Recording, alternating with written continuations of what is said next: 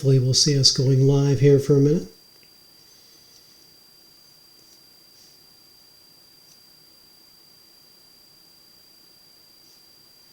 Not seeing any activity yet.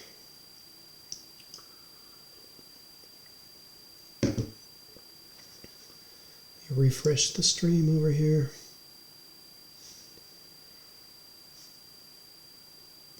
Still streaming.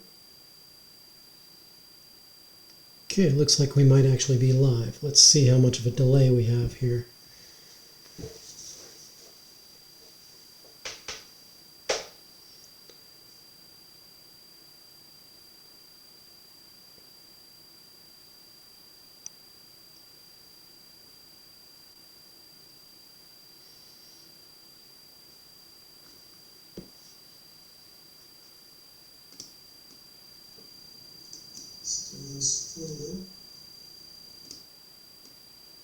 Okay, it looks like we might actually be.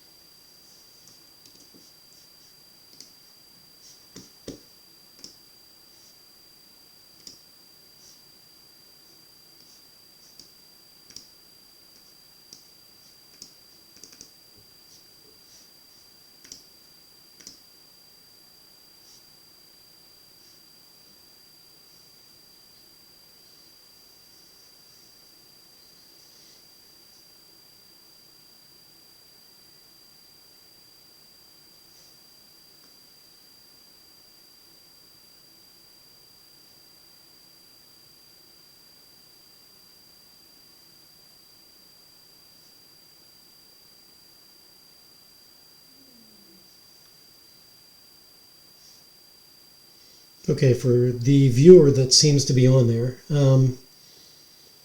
going live, I'm trying to drum up some activity off of X. Probably start broadcasting in the next 5 minutes. Welcome to hang out. There is about a 45-second delay between doing things on camera and having them show up in the live stream.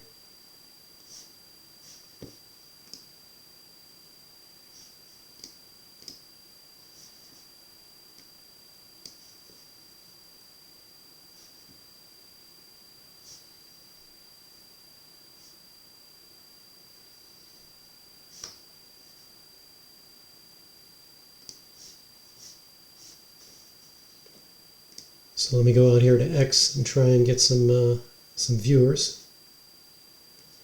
I am really not a pro at live streaming.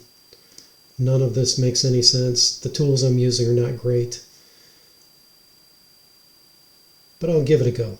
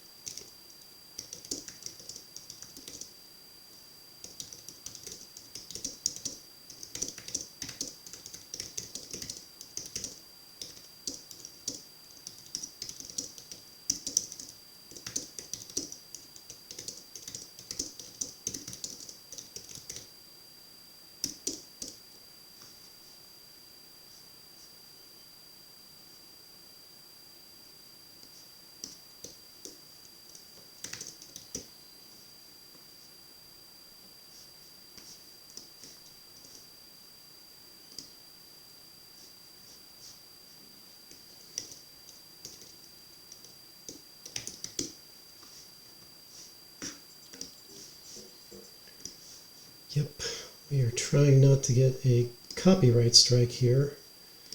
Going over here to YouTube real quick. I'll even post it in my community over there. Might have to make this a regular time frame thing. Apologies once again about the background noise. Let's see. View my channel. Make a post.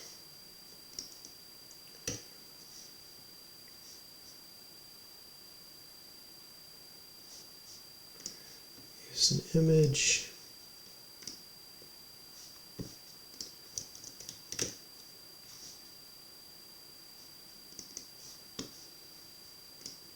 Okay.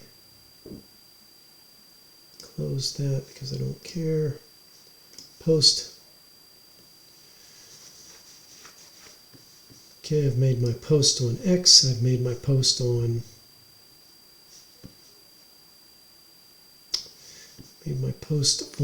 YouTube. Let me go over here to my main channel here.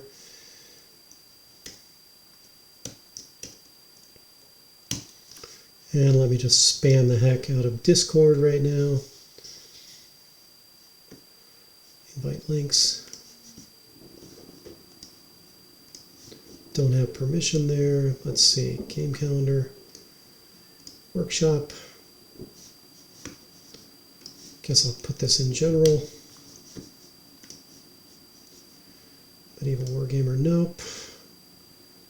Not this one.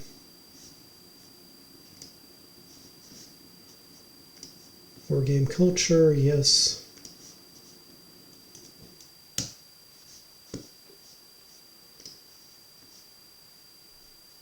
Let's see, Vintage Computers, no. I guess this goes in general.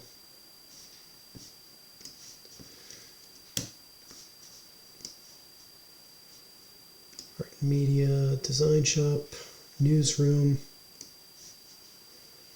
Guess I could put this in the newsroom. Make Adventuring Great, Off Topic.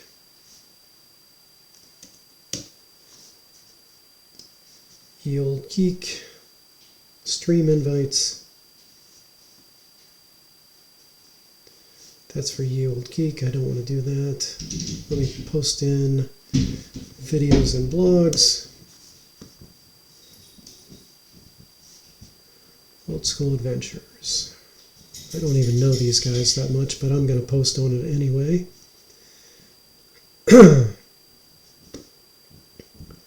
Random Wisdom, bring out your blogs. Yeah, I guess this is kind of a bring out your blogs kind of thing.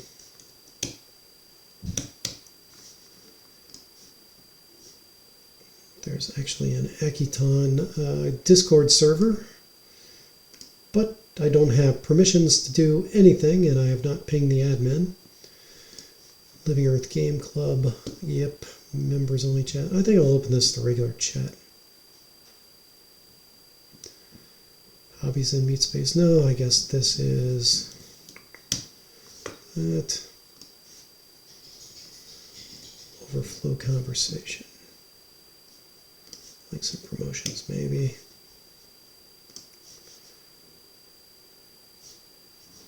Yeah, I think I've spammed everybody now. Maybe we'll get some people trickling in. Let me take a look here at, see if there are any views. Yeah, I got 6 viewers. Wow, okay. Welcome to the club, guys. Welcome to the party. We're going to get rolling here in just a second. Thanks for tuning in. And I will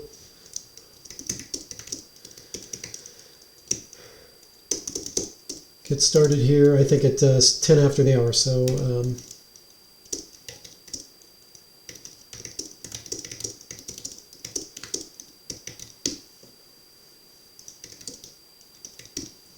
there we go. Wow, we got Jack tuning in. Hey, John with Jack, good to see you. It's Rod, R-O-D with a D. D as in doofus, D as in Discord, D as in don't believe everything you hear from me. Don't take any wooden nickels. Okay. I'm going to post one more place and then pop back in here. Give me just a second, guys. And if...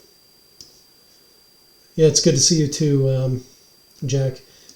If you can hear me, let me know, because I can't listen to the stream at the same time I'm trying to figure out what's going on. It's a one-man band here. My hands and feet are all occupado.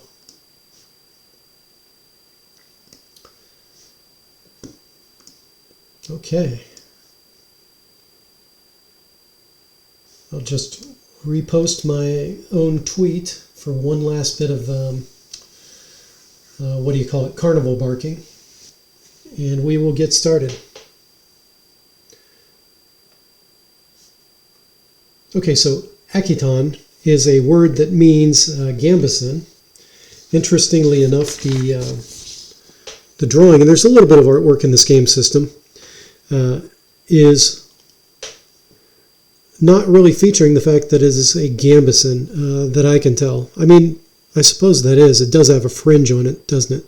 Incidentally, a fringe will often draw out the water and keep things dry. So, yeah, it says, written by Reese Searles, Ward Against Evil on itch.io, and the art is by Inked Gas. And there is not a lot of art. Aketon, right, Aketon. The only other video that I've seen out there that uses this name instead of gambeson is actually one by Metatron, where he's talking about the gambeson that he purchased. Therefore, I think that this will have a lot of penetration because the word is just not used at all. There is a Discord that I have joined. I don't have permissions to post in it. It looks like they've done some playtesting. This is an excellent boiled down game system. I am super skeptical of anybody that says they've got a modern take on chainmail and OD&D, but this game system really does. The reason I can say that with confidence is I spent a good portion, I was in Chicago last week, but last weekend before I went to Chicago, I printed this stuff out, because my nephew lives up there, he likes to game. I was thinking I would be able to game with him. As it was, we had a lovely dinner with him and his wife. But I printed it out and I read every page of this thing. And even though a rule at first glance may not appear to be talking to something that you've seen in OD&D, I can almost guarantee it. I can tie it back to one of the 1973 drafts, whether it's Beyond This Point Be Dragons or the draft that was in the Arneson versus Gygax lawsuit, or the Menard fragments, which appear to really be that second lawsuit draft. Anyway, I can take things back to there, or I can take them back to chainmail, or I can take them back to some other older portion of the rule set, including maybe some OD&D supplements and some of the stuff that made it into first edition AD&D. There is, of course, an emphasis here on domain that you do not see. There is a fast level up system. There are a lot of things that are just different. The casting system is interesting. It reminds me very much of chainmail. Let's just get into it. Maybe the best way to do this, and I have never played this. I have never tried to generate a campaign, but I have printed out some character sheets in the hex flower. These things all come, as separate little attachments that you download with the game system. So I've got enough for these characters. The bestiary is not yet done. There is an adventure module. I printed out in black and white. That was a mistake because the dungeon is actually a point crawl with color coding to make it easier. And like a D as in doofus, I ended up printing it in black and white. But the Abbey Lost to the Trees is an adventure for 3 to 5 adventurers, levels 0 through 5. Yes, you do start as a normal man, but again, going back to chainmail, you can be a normal man. Fighting capability allows that in OD&D. I would say that's a pretty interesting feature of that system that you don't otherwise see unless you're looking at Dungeon Crawl Classics. Definitely you can see some inspiration from those older game systems like Dungeon Crawl Classics when it comes to the spells that can be cast for the magic user. Well, for the seer. That's the thing too. So if you look at the default classes, there are 4 classes to start with. There's the warrior. That is the term that Arneson used for the fighting man in his First Fantasy campaign notes. Seer, of course, that appears in chainmail and in all editions as a level title for a arcane spellcaster. Exorcist, this is a cleric, right? Thief, that is a specialist. If you look at the James Raggi system, right? Legends of the Flame Princess, it's a rogue in some systems like Tunnels and Trolls, but in OD&D and all the way up through like version 3, I think it was always called a thief. So the 4 main roles are in there, but the beautiful thing about Thief, which my friend Diogenes is going to like, is that down here on the bottom, it says that any adventurer can do these things, but thieves are the experts. And it says lockpicking, pickpocketing, eavesdropping, climbing. The bottom, I printed this out on letter paper, but it also has an A4 option. When I did print it out, it is so tight that it cut off half of the bottom line, and it did that consistently with all of the attachments. I could have probably adjusted the margins and got myself out of that, but just be aware before you print it, make a minor tweak to prevent that from happening. Okay, so back to the thief briefly. There is a general saving throw, and again, if you look at Arneson's First Fantasy campaign or the war game systems that preceded chainmail, a saving throw is usually just a single dice roll with a single kind of target number. And in this case, it looks very much like the difficulty class, right? What do you call it? The challenge. My brain is not working. I'm not fully caffeinated. Anyway, very likely, likely, unlikely, and very unlikely. These are the target numbers for a 2d6 roll, and you can, of course, modify this if you're the GM, but 4, 6, 8, and 10, very easy to remember. So my suspicion, even though it's not explicitly stated, is that if you're a regular adventurer, you can do these tasks and use this general saving throw. However, a thief is an expert and get some bonus to it. The domain level stuff, let me just flip through the rules, right? There is a generic kind of core rule set how to play that gives you the combat rules, spells and monsters, exploring dungeons, just the real basic stuff in 2 pages. There's a Game Master Cyclopedia, which again is in 2 pages. There's a set of adventure options which expand the number of classes, and guns and ammo. Okay, so now we've got pistols, handguns, we've got modern stuff, we've got lasers. This all goes back to Arneson's vision for the Blackmore campaign, which was a little bit zany, a little madcap, and a little bit, gonzo. But if you're playing Chainmail by the book, you have the ability to have handguns or an arquebus, which he calls a blunderbuss here. So I love the fact that there's gunpowder weapons built right into these adventure options. This is also where you find the races class. So you get the dwarves, you get the elves, you get the half-foot, which is the halfling or hobbit. And then lastly, it's got a set of background generation stuff, which is pretty cool too. Priestly prayers, so this is all about the magic system for the priest class. Again, if you go back to War of the Wizards and Tekumel campaign, right? It was the priest, the cleric class was called a priest there. These spells are broken down into different schools, I guess you would call, of divine casting. They mention the fact that this class is now split up between exorcists, voters, right, as in Woden, as in like a druidic class, and crusaders that can bless items. Sanctioned sorceries. So this is all about the arcane casting classes, and it's interesting to me. So with casting, you've got 2 different target numbers. It depends on how much of your willpower you put into it. And then if you succeed or fail, whether it's a massive success or a massive failure, depending on how much energy you put into it, you get some blowback. This is a Dungeon Crawl Classics kind of idea. However, if you look at that chainmail complexity spell level table, right, it's possible that a spell won't go off or that a spell will be delayed, which is a kind of blowback if you think about that. There's also the ability here to wear armor with your arcane caster. That goes back to the Beyond This Point Be Dragons rule set, which came out of the Twin Cities 73 draft. So again, these options are there, but they all harken back to things that I can point to that make them actually legit. I had nothing to do with creating this, by the way.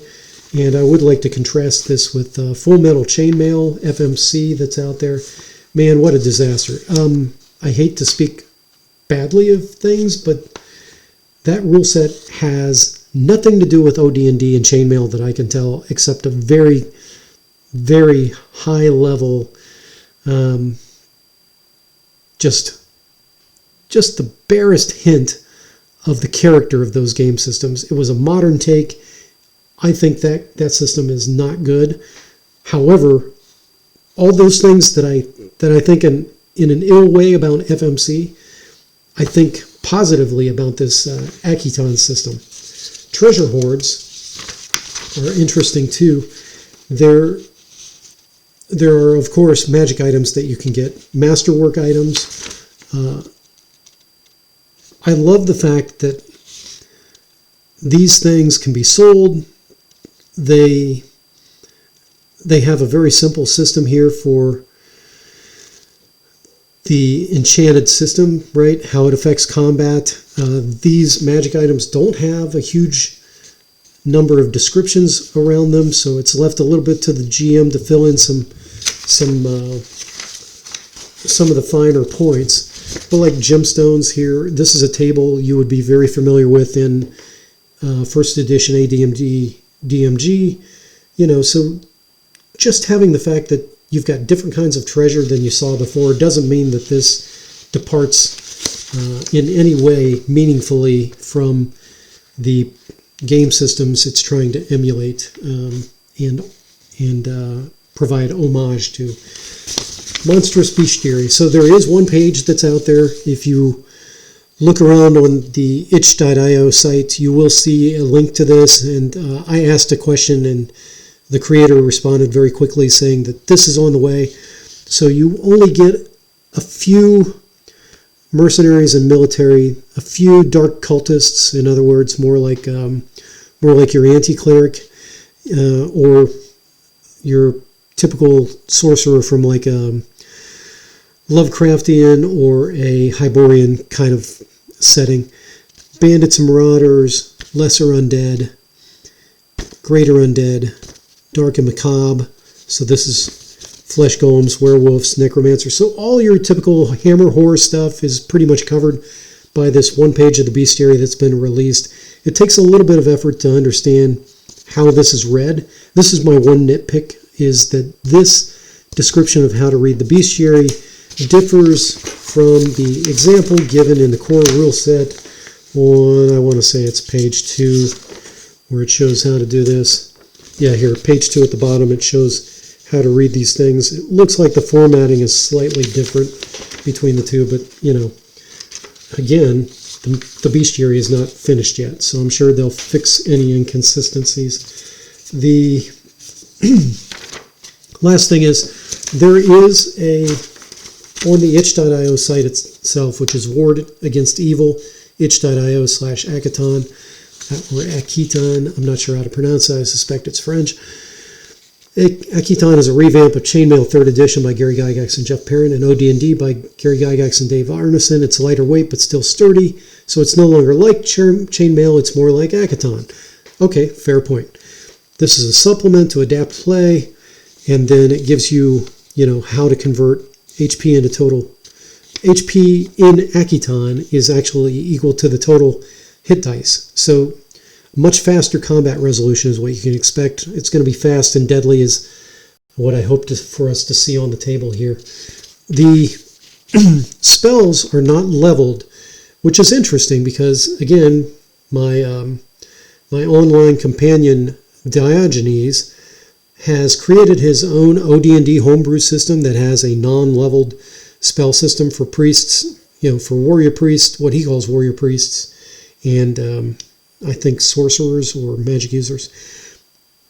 Again, I'm going to try and play the system rules as written before I do any adaptations and try and put in leveled spells from OD&D using this suggestion here. So let's look at this raw. Let's get started with campaign creation. So in the Game Master Encyclopedia, it tells you that faction play is going to be a big thing. Maybe I should get a highlighter out. I think I might need to highlight some things as I go through here, just so I know that I've actually touched on them. And should I use my red highlighter? Maybe I should use a yellow one. Can't find the yellow one. Don't want to disturb the stream here. All right, we're going with red. So, factions are major NPC forces that affect the politics of your world. They're usually D3 plus 2 in every region. I suspect that a region is the hex flower that we're going to deal with. And then each of them have goals that are trying to complete and resources they can exploit. So goals and resources. Some factions even exist in the shadows. Others have an obvious footprint. Every faction should have a base on your hex map. Okay, so that answers the question. This is the hex map we're talking about. It tells you where to place lawful factions, chaotic factions. It doesn't say anything about neutral factions, so I think we're just dealing with a law versus chaos system. So let's get started here. We're playing this raw. We're doing it live. We're doing it live, folks. So D3 plus 2 factions. That's going to be 2 plus 2. That's going to be 4 factions. So I got my trusty notebook out here. Try not to... You know what? Maybe I'll just pull a page out. I think I need to just pull a page out of the notebook. Why am I hesitating? He who hesitates is lost. And I am certainly lost here. Okay, so I said 4 factions. So faction number 1, faction number 2, faction number 3, and faction number 4. And I guess we're going to give these guys goals and resources. And I guess we need to give them an alignment, or a division as it's called in the earlier rule sets. All right, so yeah, 1, 2, 3, 4. Evens are lawful and odds are always chaotic. So we've got chaos, law, law, law. Well, that's kind of boring, but maybe this chaotic faction will be exciting. Chaos, law, law, law. What else does this say? Lawful factions tend to reside in villages and cities. Right? I don't even know that we have a village and city. Maybe we should go now to the hex map creation system, which was pretty interesting, if I can find it real quick. All right. This is inspired by Bob the World Builder, which he gives a shortcut here, a shortcut URL, which I've never looked at. It says create a 5x5 hex flower of 6 mile hexes. Okay, 6 miles, I'm tracking with you. So in OD&D, hexes were 5 miles typically, and then the shift to 6 mile hexes may have taken place when we're getting into the AD&D First Edition, and also definitely when you're in BX, it's 6 mile hexes on all the BX stuff. Okay, every hex roll a d6 for its adventure sites on the table below. Non-village sites are layers for monsters and always have at least 1 chest of treasure. All right. You convinced me, dudes. You're telling me about treasure now, a chest of treasure? I'm with you. So I'm going to roll a d6, and it's going to be non-village sites are layers. Okay. For every hex. That's a lot of hexes. Where's my hex map? For this, I have a pencil. So we're talking about 12 hexes here. 1, 7, and then, oh, this is 19, isn't it, for a hex flower? That's 19 d6s. All right, we're just going to start rolling dice here.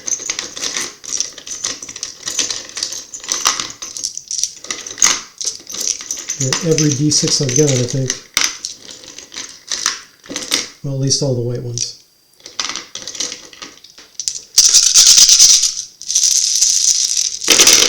Okay. 1, 2, 3.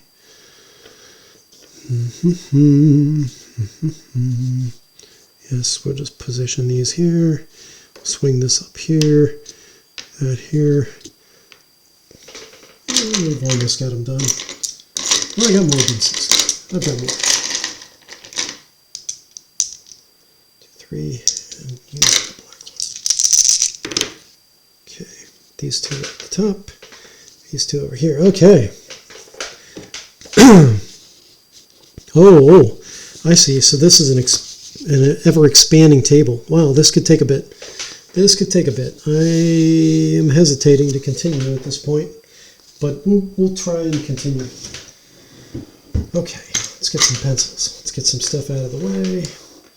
Let's get a pencil here. Don't need this dice. Actually, put this on the map here. Okay. I suppose I could start. Oh no, don't move the hex like that. 3, 3, 2, 1, 3, 3, 6. 1, 3, 3, 6. We got 4 viewers. Okay. Maybe I'll give out wooden nickels. Okay, great. So Jack has said something, and it's clear that he heard me. Couple of Adventurers says hi. Hello, Couple of Adventurers. She is pleased and says hi. We're back in the U.S. Won't be home until tomorrow. It's great. He likes layout. Yeah, I love the layout too. It's very clean. Do you have any idea how hard it is to do layout that looks so clean and crisp? And if this person copied, good on them because they have copied from a master. And if it's not copied, this template from somebody else, then they're even better. They're even better. I wish to reach this level of layout sophistication. Definitely an eye for graphic design and readability, technical writing, all of those things. It's very professionally done. 3115. It is hot in my office right now. I don't know why I'm so hot tonight.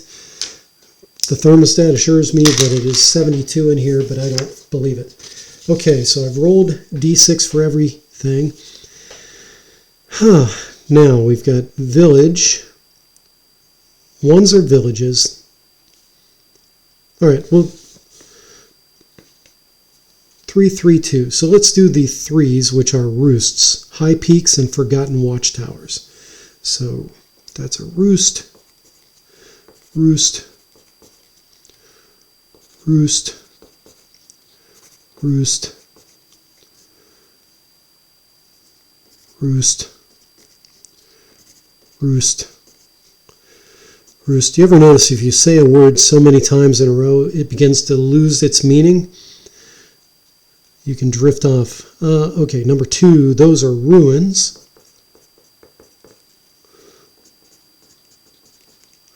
Number 1 is village. It's interesting that these aligned vertically.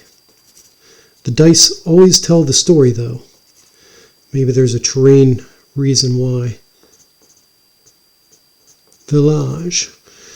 There was a 2. That's ruins. Okay.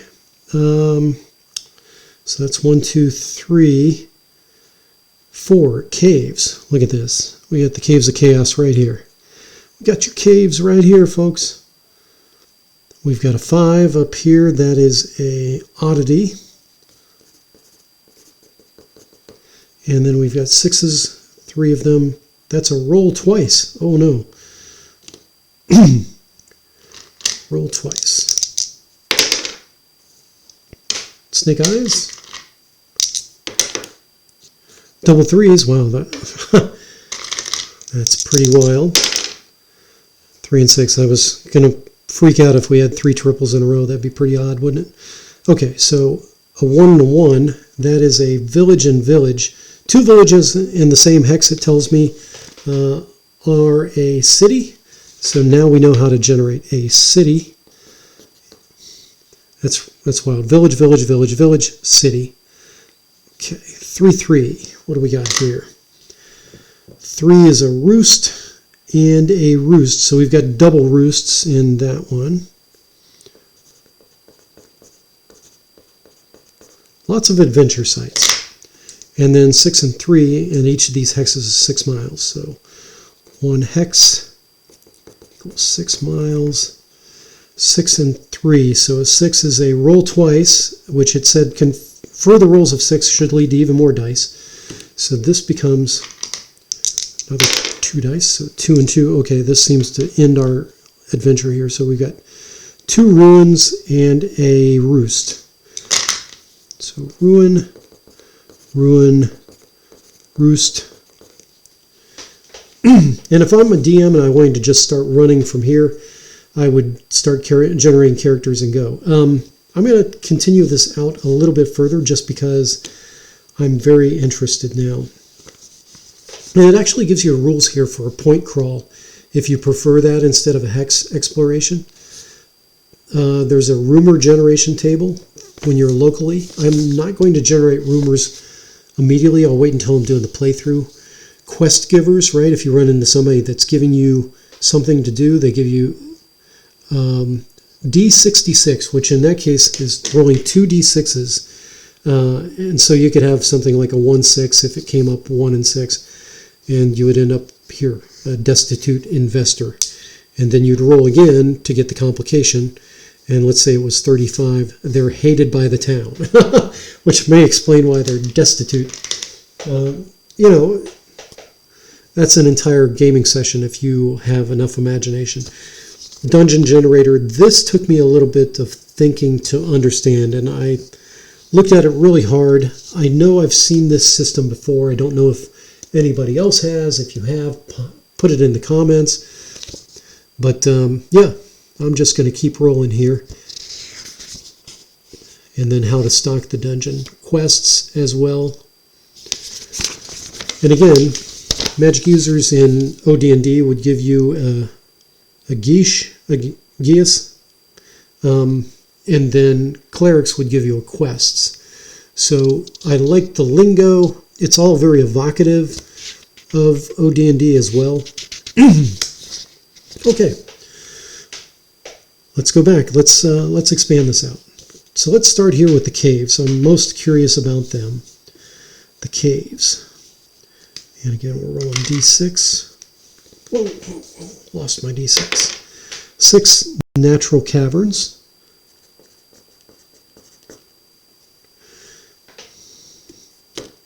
Yeah, this is going to go pretty quick. So roost, 1 broken church spire,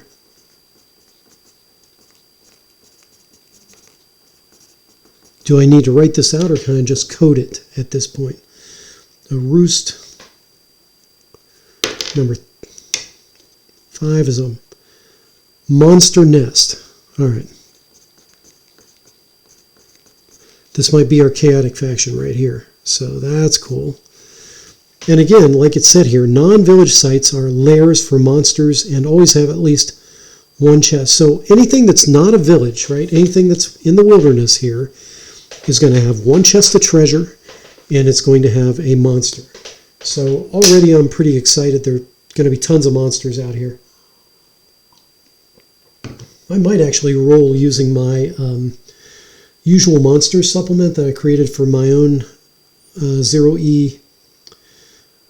Let's put in the mandatory advertisement here. So I wrote a retro clone based on Beyond This Point Be Dragons 73 draft. I call it Dragons Beyond. And within Dragons Beyond, I had almost all of the OD&D monsters that were included in the supplements for the LBBs. However, as supplements to OD&D came along, there was never any consolidated bestiary for OD&D. And so what I've done with the usual monsters, which is not yet published on drive-thru, but will be soon, asterisk, I'm really ADHD and don't really do projects in the order that I think I ought to. Anyway, the usual monsters, I've already got tables for generating these, and they're all going to be OD&D, and it's pretty easy to convert, I think, OD&D stuff into Aketon, so I might end up just rolling monsters here in a few minutes. Roosts. So where are we at? We're going back to roosts. A number 2, a decaying windmill.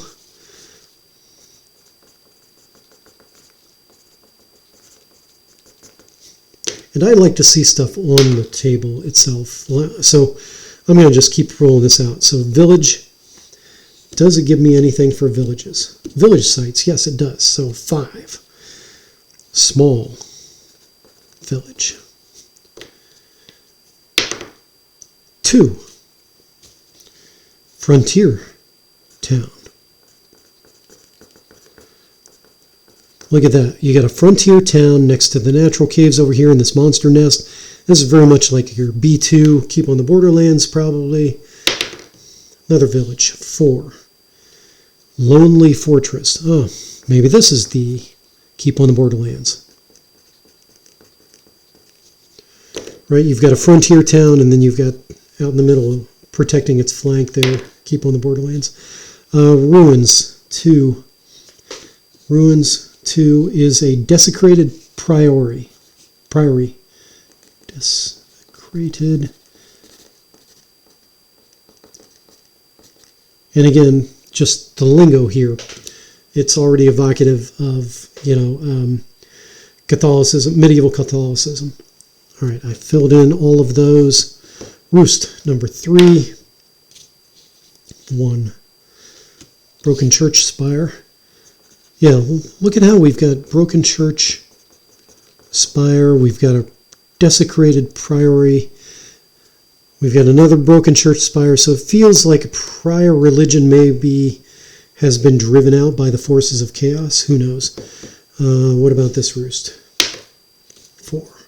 Lonely mountaintop.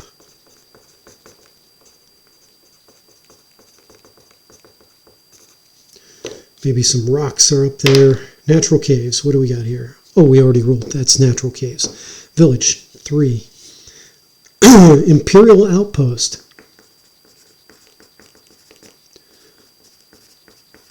Does that mean that we're on the borderlands of an empire? It feels like that's true. Let's look at our city. Number 6. City under the earth. Oh no. City under the earth. Maybe this imperial outpost is what's remaining. And this was the imperial city and it's been devastated, driven underground. Who knows? Just thinking out loud here, folks. Oddity, number 5. I got a 6. Secret laboratory. Oh boy. Something happened at the secret lab that blew up the city next door. 2. Ruins. Desecrated priory. Yeah, I'm getting a theme here. Roost. A lot of roosts. 5. Oh, that was those were ruins. Yeah, that's correct. Roost. 5. Monster nest. Another monster nest. Oh boy. 3 for this one. Roost. Deserted wizard tower. Okay. Now we're talking. Deserted. Somebody could take it over. Ruins. What do we got down here? 5. Ruins. Primeval temple. Maybe they went out and destroyed that other religion. Roost and roost up here. So 5 and 6. A monster nest and a tilted watchtower. Monster nest. Tilted watchtower.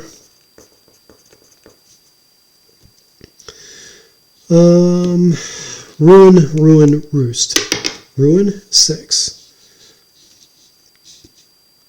Rotting manor house.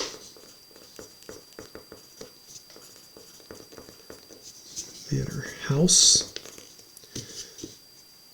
I've still got 6 viewers. Hope you're having a great Friday night. Let's see, 4. That's another ruin. Number 4. That is a lost library. And roost, number 6. I think this is very dense, but it's generating an entire campaign world, right? There is more than enough adventure in this, 30-mile across area to keep people occupied for a long, long time. Roost, the last roll on this table is a tilted watchtower.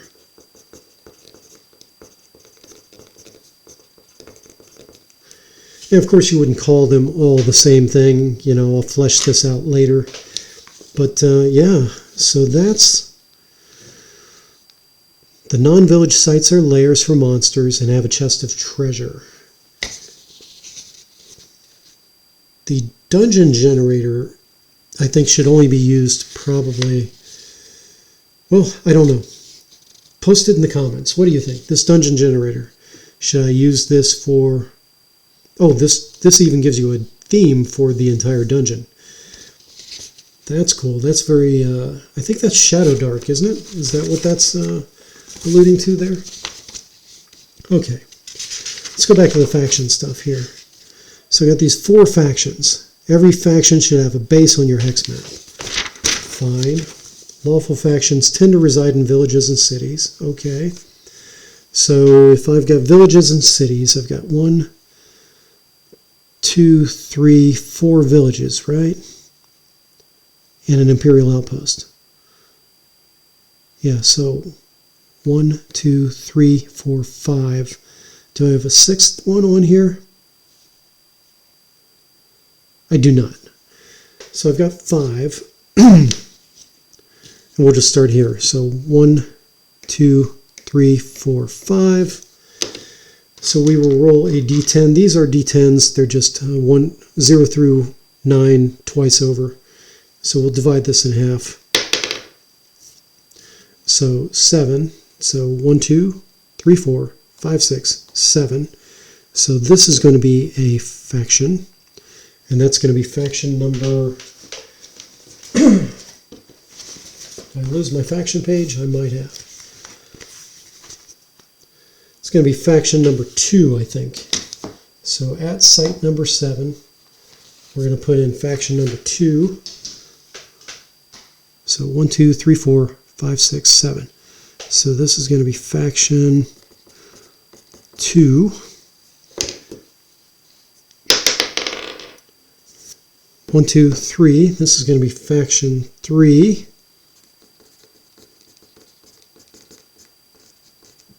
1, 2, 3.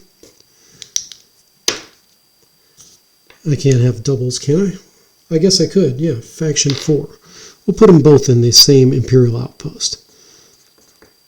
Maybe there's some difference of opinion going on at that Imperial outpost. So factions 2, 3, and 4 are here, but where is the chaotic faction?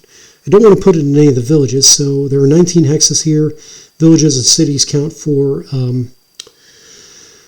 5, so let's take 5 off. That leaves me 14 left, so I will roll a d20, and if it's 15 or more, I'll re-roll. It's 14, so the 14th hex is where it's going to go. So why don't I just put it right here in the smack dab in the middle, right? If there are 19, yeah, I'm just putting it right here in the middle. Why not? Faction 1 is right here in those caves. Okay. Quite a lot of world building going on here, folks. It's an exciting Friday night. There are 2 of you out there viewing this madness. Every faction should have a base. Chaotic factions. Okay, we followed that. It's very likely the factions do not know the whereabouts of every other faction's base. True. Every faction should have at least 2 goals that can be completed separately from one another. An evil necromancer may want to conjure a zombie dragon and conquer the village of Hamlet. Assign each goal 2 to 5 dots based on complexity. 2 is a battle, 5 is a city siege. 2 to 5 dots, so that's a 1d4 plus 1. I've got these special d4s that are actually 12-siders. So we're going to roll for complexity using my special d4s. All right. I've got some more dice on the way. I've got some de-averaging dice coming. All right, so here we go. The complexity of the goal. So we got 3, 3, 4, 4. So that's actually, these are some very ambitious goals here, because each of that is plus 1. So 5 is a city siege. So these guys, they want to conduct a siege, and they want to conduct a siege. And weren't they on the... They want to conduct not only a siege, it says city siege. And there's only one city on the map.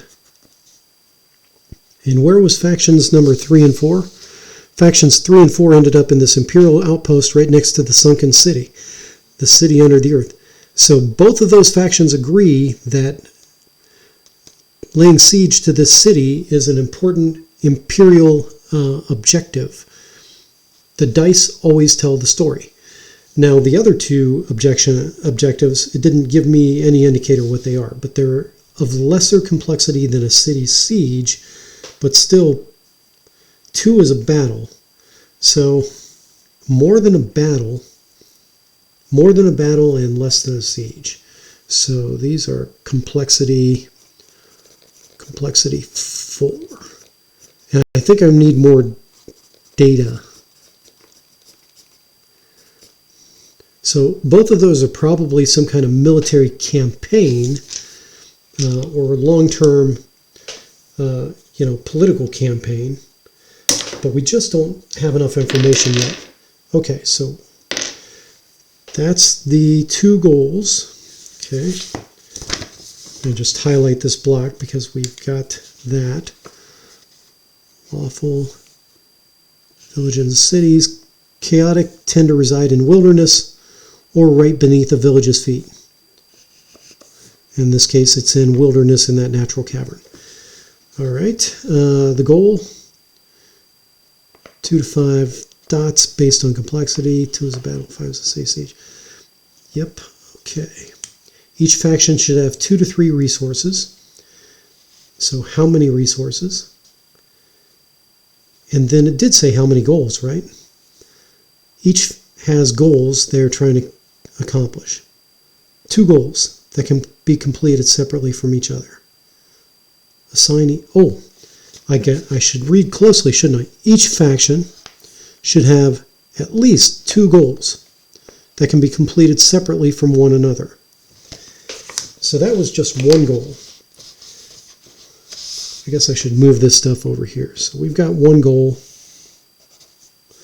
Got 1 goal. 1 goal.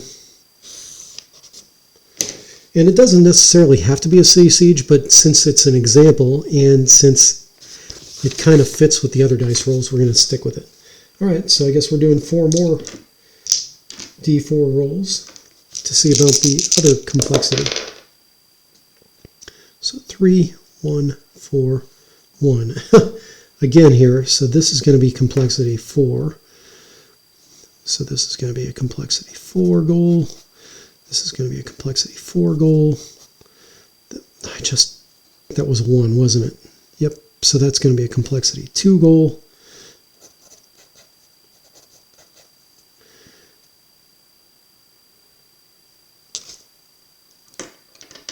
This is going to be, again, on the level of a complexity 5 goal. And that was a, gosh, can't even tell what I rolled. I thought I rolled another 1. I think I did. So that's complexity 5 and that's complexity 1. We don't have enough data yet, but we do need to put resources down for each of these factions. 2 to 3 resources, so that's a 1d2 plus 1. So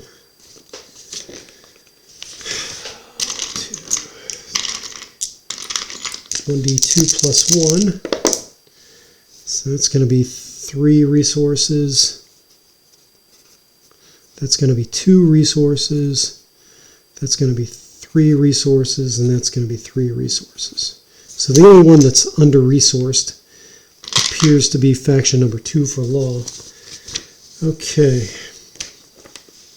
These are things that are easily bullet pointed to the 3 resources. Now, it does not give you the oracles for these that I've seen. I do have, however, both my own Midwest Fantasy Wargame, which attempts to mandatory advertisement here. Midwest Fantasy Wargame, the Primeval RPG, is based on the materials in Arneson's first fantasy campaign that I could not figure out how to fit into Dragons Beyond. Obviously, it was a playstyle from 1972. A lot of ideas were abandoned. However, there was a lot of stuff that is alluded to still in OD&D. Anyhow, even in FFC, there was not a set of oracular tables. The whole thing that got me on the warpath to create Midwest Fantasy Wargame was I saw a video that somebody titled, and this was on YouTube, they entitled it, Creating a Campaign, much like we're doing here, with OD&D and Chainmail. And then the person opened up numerous third-party applications called Mythic, like one of them might have been Mythic GM Emulator, and proceeded to never use an OD&D book or Chainmail. And that torqued me off so badly that I got my copy of Chainmail, and I went through it and numbered just about everything. And then when I was rolling on oracles, I would just, where the dice landed, that was the word that I picked out. So I was looking for nouns and verbs. And eventually I ended up feeding 3rd edition chainmail into Claude.ai, splitting it into parts of speech and turning it into a proper set of oracular tables. And those tables are in Midwest Fantasy Wargames. So I've got those standing by. They're handy right now to help us out with some of these things. And I also have with me the Ironsworn, which love Ironsworn as a system. The Ironsworn oracular tables. Now, this book does not lay flat for the most part, and I do have these oracles up here on the screen that you can't see up above. And so I will be rolling the Ironsworn stuff using that. But first we're going to give Midwest Fantasy Wargame a go here when it comes to creating these goals. So we're looking at, I'm going to do one of these off the verb-noun pair table that I have on page adjectives. Adverb-verb pairs, nope. Prepositional phrases, nope. Prepositional articles, specialty tables, battlefield spells. Fantastic monsters. Yeah, interesting. Interesting. I could use the fantastic monsters here for some of this stuff. Definitely I've got specialty tables. Yeah, okay. I'm going to use Midwest Fantasy Wargame for a bit of this. And I apologize I don't have this printed out, and I can't move my camera without potentially interrupting the stream. It's been kind of ticky. So verb-noun pair. I thought I had already set up a couple of these pairs, but I guess not. So I'm just going to do verb-noun. So 1D295. So how do I do that? I'm going to get a random dice generator out here and do it in a browser window. Boy, that was almost dumb. Here we go, private browsing. 1D295, we're going to do this 4 times.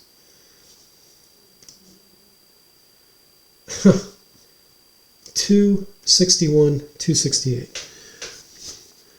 261, 268. I'm just going to keep rolling here. 176, 128, 54, 77, 36, and now I need some nouns to go with it, and the nouns are 264. 1D264, 264. So 148, 119, 212, 118, 186, 188. I feel like I'm in 77. I feel like I'm, back at Bletchley Park or something, decrypting Enigma stuff. Let's take a look at what we have here. So, do the nouns first. 148. 148. Bingo. Masonite. Well, that's weird. Masonite. 119. Hobgoblin. Hobgoblin. 212. Siege. Okay. 118. And again, by pulling these words out of Chainmail, the war game that preceded D&D, we're getting words that are related to factions and battles and things like that. Halfling. Halfling. Halfling. Spell correctly. It would help if I would just slow down. My brain outruns my penmanship all the time. which is why I learned to type. 186. Propulsion. That's wild. 188. And we know that comes from the levitate spell. Race. Charged word right there. 77. Drawbridge. Okay, I'm feeling it. All right, let's get some verbs to go with these. Number 2. Accumulate. Accumulate masonite. What the heck can a masonite be used for? Well, let's not go down in the weeds quite yet. I suspect that this is some kind of chaotic need for some kind of portal or something. 128, or maybe an alien spaceship. Who knows? 128, found. So, found hobgoblin? Maybe find the hobgoblin? I think we're going to change this to find a particular hobgoblin. And that's a highly complex thing, so maybe that hobgoblin is very important for some reason. Maybe it's a polymorphed hero or superhero, something like that they really need. Who knows? That's forgotten himself. Siege. Okay, 61. Continue siege. So there's already a siege underway somewhere. 54. Conduct. Conduct halfling. Is the halfling maybe a bunch of halflings in an orchestra? Why? Conduct. Halfling conduct. Maybe I need to reverse the words and turn that into a different part of speech. 268. Subtract. Subtract propulsion.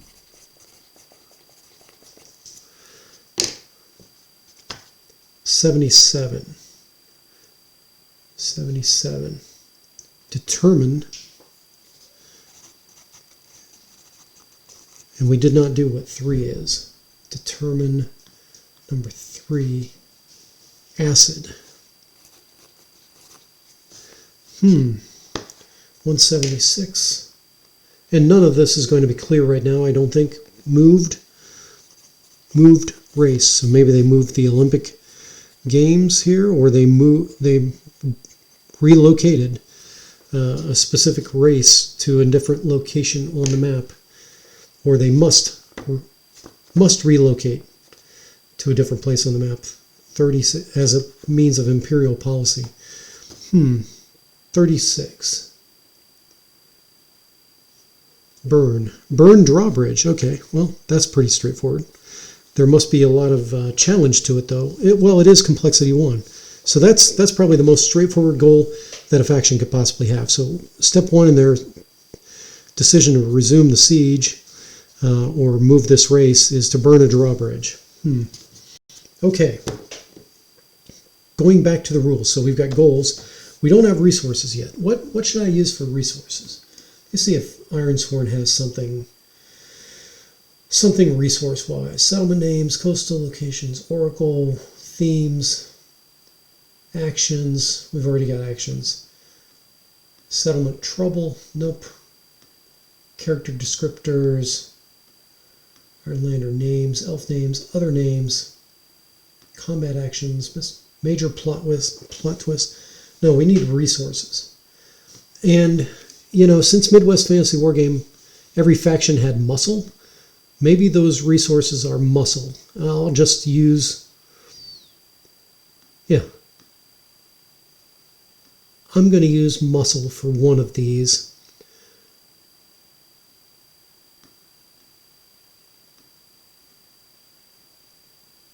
Yeah, where are my muscle? Muscle. Yeah, we'll just roll troops on the 1 to 239 table. 1d39 table. Roll a die, d39. So every one of these is going to have muscle. I guess that's where the +1 would come from for resources. So 18, that's going to be Light Horse. Let's roll again here. 34, that's going to be... Oh, it's D39. Did I put in D39? I did. 34. Superhero. Oh boy.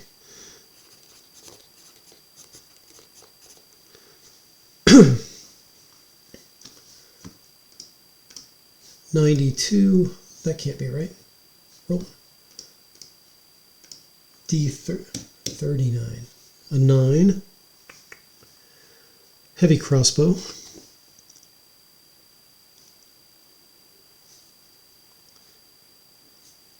Yeah, where did... Oh, I gave that 3.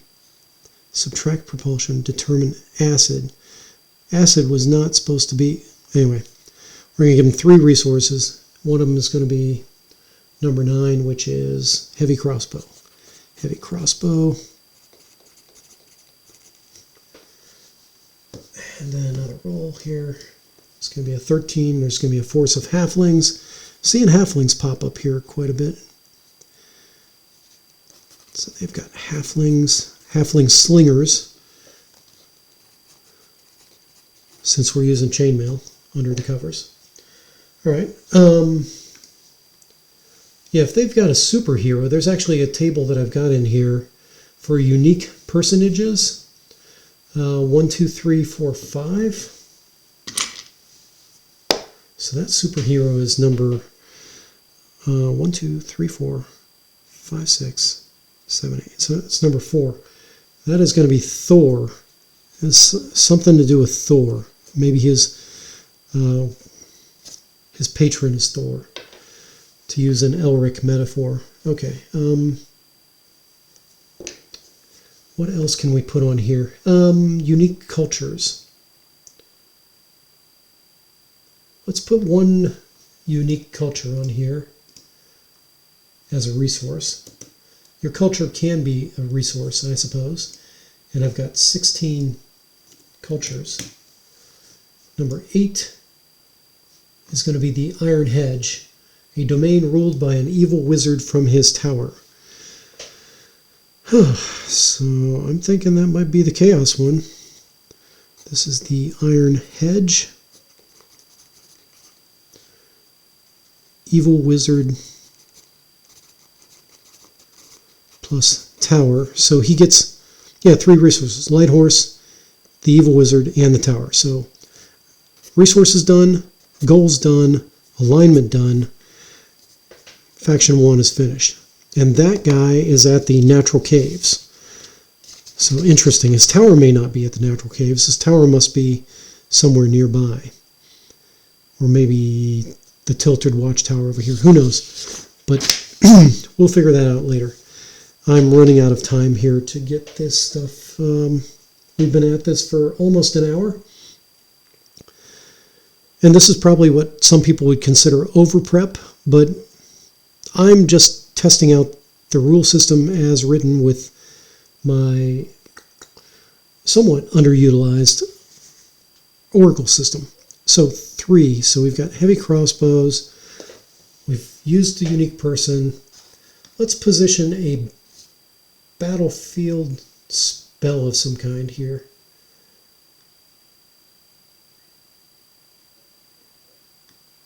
Or should I put a weapon? Yeah, let's put a weapon. Let's do a 1d32. That's a number 30. Oh, there's a sword. That, of course, makes sense. So we've got a superhero that likes... So we've got a sword. This is very much an Elric kind of theme going on here. So that one's done. Done, done, done. Then we've got, might as well check these off. Those are done and done. Heavy crossbow. We've done a weapon. Let's do an armor here, 1d13.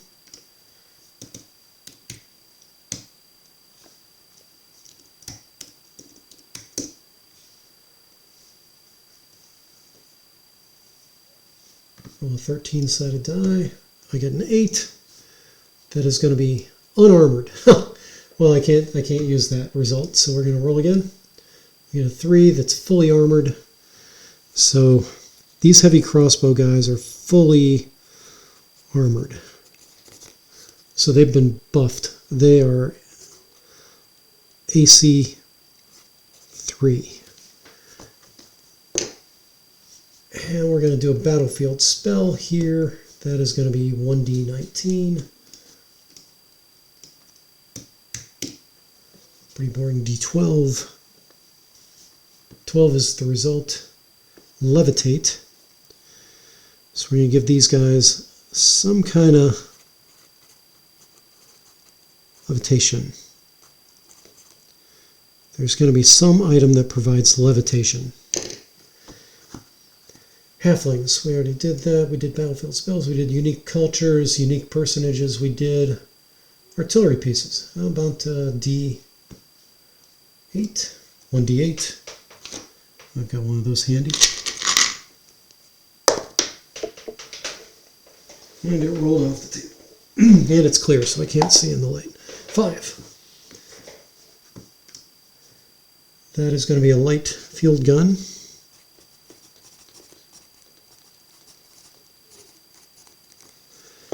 And what else can these guys have? I guess we'll give these guys cover. Some kind of cover. 2. Woods. Alright, there's a wood line that's already been prepared for, I'm going to say there's plashing in there and things like that. Plashing, traps for the unwary, abates, those kind of things. Okay, so we have resources. We got factions. We've got more than enough adventure sites. Each one of these, a treasure chest and a monster. Should I do all the monsters now? I don't think so. I'm getting pretty bored with prep stuff. Let's move on to the next phase of prep. Each faction resources. Between every session, each faction rolls a d6 for each goal. On a 5+, mark a progress dot. On a 7... So again, this goes to 1-1 time, right? The assumption is that time is running and that factions, without interference, are making progress toward their goals. On a 7+, mark an additional dot to the roll. So this is a weekly turn that's going to be done for the faction turn. Once the goal is complete, they gain a new resource and a new goal. Aha! So that keeps the game fresh. And then the actions of the player may interfere with different factions' goals, of course, right? Can add or subtract 1 to 3 progress dots from that goal. Alternately, remove or change a resource. Okay, so now we see how the players may interfere with the faction goals. So which faction do we think the players ought to be concerned about? Should we go ahead and pre-select that, kind of railroad the players into what we're having them deal with? I think we do need to figure out who their initial nemesis, who people are going to just naturally point these PCs towards as far as what they're trying to destroy or disrupt or help, right? Number 3. So they're trying to do something against this lawful faction. Are they trying to hinder them or help them? Even is help, odd is hinder. Oh, come on, dice. It's a 1. It's a 1. So they are going to be initially suggested to hinder these guys. Is going to be goal 1, goal 2, or one of the 3 resources that they're going to try and destroy.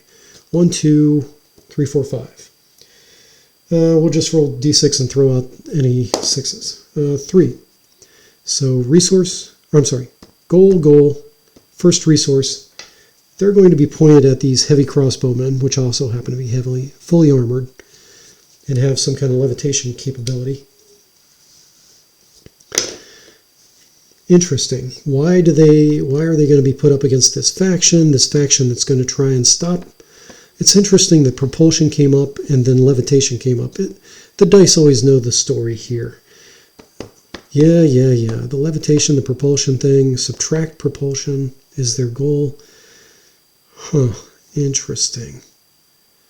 And determine acid. Okay, and this is part of the city siege kind of potential situation. Something very complex.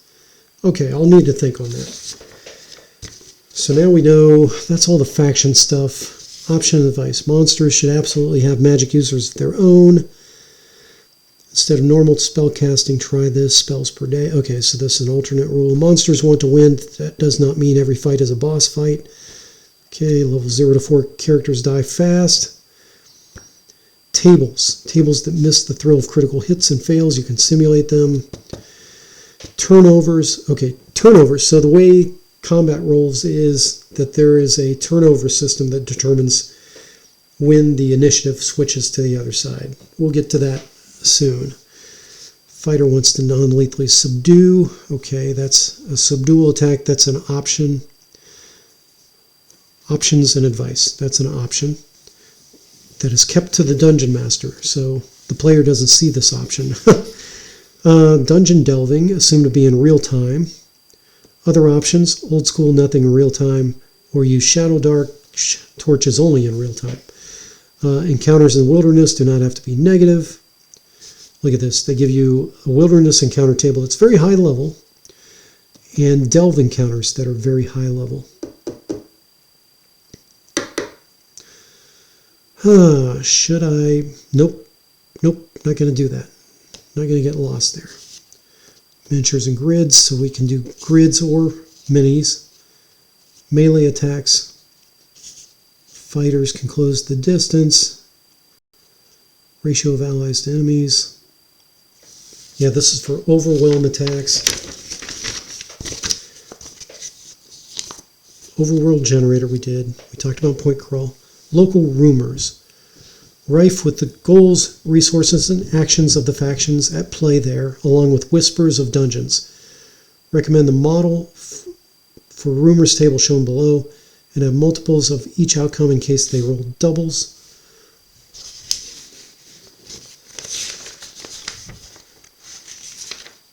Yeah, so if I want a rumor, I get it there. Quest giver's call to adventure.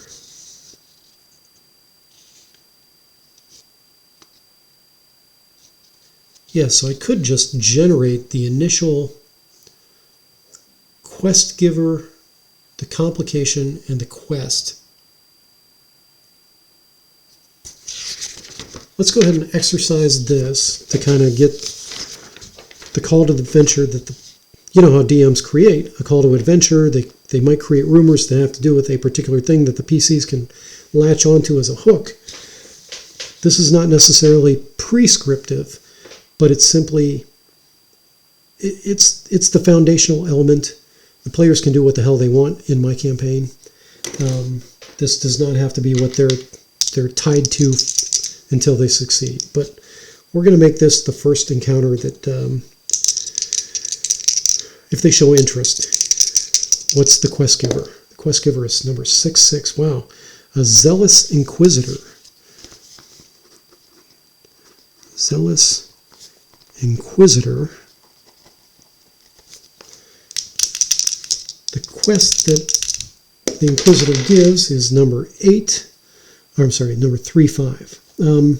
Investigate signs of fiendish rituals. Again, the dice tell the story. Investigate signs of fiendish rituals. Where are the heavy crossbowmen? That's law. Interesting. Complication. 46. You will be halted. You will be hated by society. Oh, hated by society.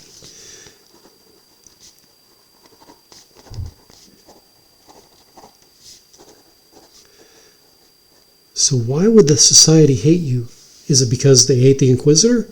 Is it because the fiendish rituals are benefiting them in some way?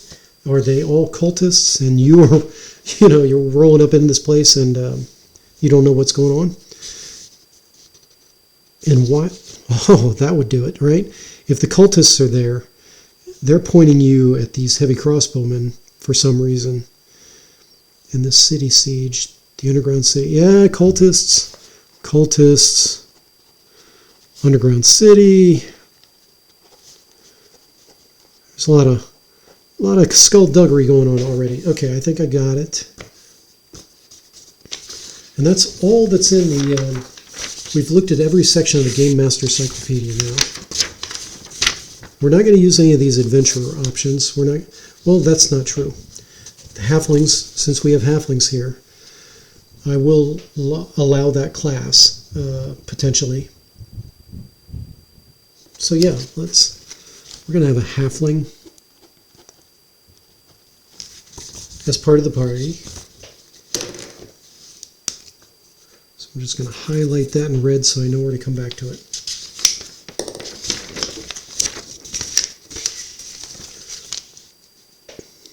These are backgrounds for the characters. Yeah, star signs, distinguishing feature, party bonds. Okay, let's roll up our party now. How are we doing on time? Is anybody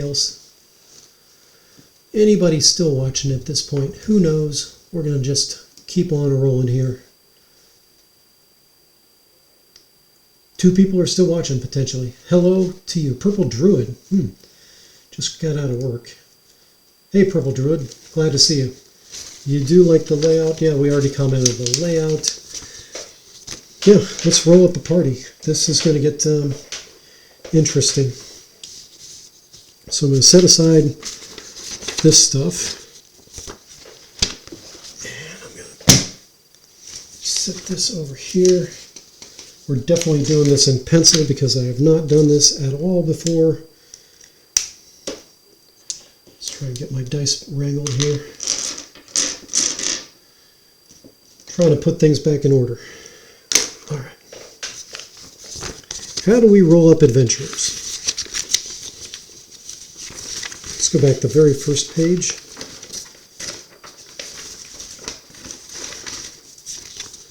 Classes and levels. It tells us about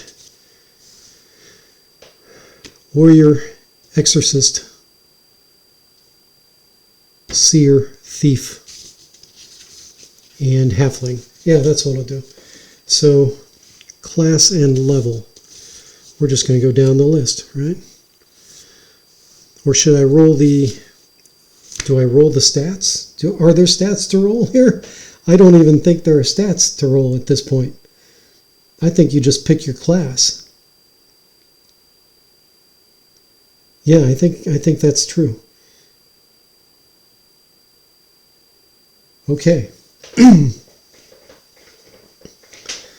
Let's see what we've got here. Warrior. This guy is going to be warrior. Level 1. This guy is going to be my exorcist. Level 1. This is going to be my seer. Level 1. Got another character sheet here. And lastly, because every party needs a party pooper, this is my halfling. Level 1. Names. Names, I am definitely using Ironsworn. Let's pull it up here. Ironsworn, Ironlander names. Yeah, 1d100. These are, once again, these are my d10 dice. So, 71. Rosina. Sounds like Rosina is a female name. If I go with my Linguam Latinum. 73. Perella. Ella.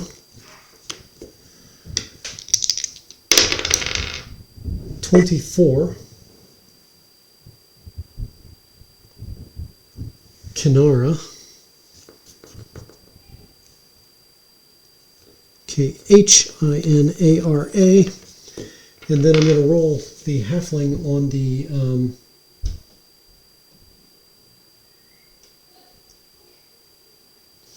oh, interesting. So Ironlander. These are looks like these might be two different tables I could have chosen from. No matter. I'm sticking with what I've got here. And instead of using the elf name table for a halfling, I'm going to use the Veru, which is the wolf-like creature.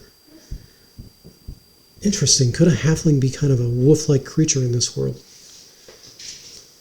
Why not? Why not? So where's my other character sheet? Where'd my halfling go? So this guy is going to be on this table, and this table is once again a D100 table. 52. 52 is Kidda.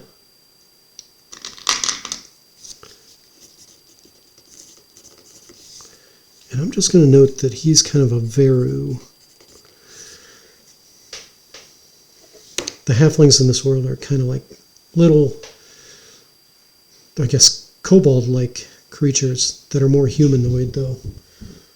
All right.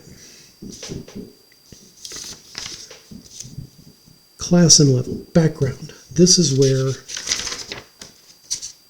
we need the table with the star signs and stuff.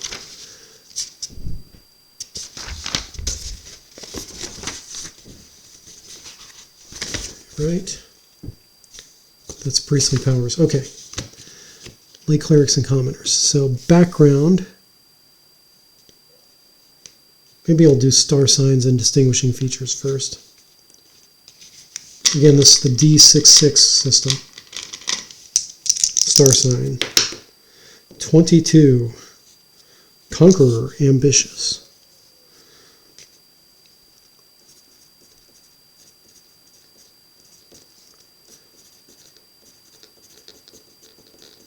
I like that these constellations that are implied here, also kind of a bit of world building, a bit of campaign setting, kind of fitted right into this, right? If these are constellations or star signs, and there are D66, which is 6 times 6, which is 36, really, 36 options, 36 different star signs instead of, what do we have, are there 12 zodiacal signs? Anyway, star sign, conqueror, ambitious.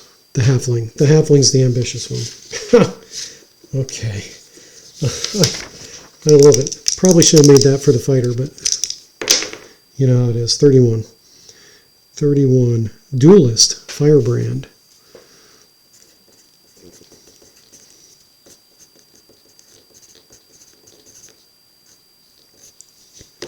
Okay.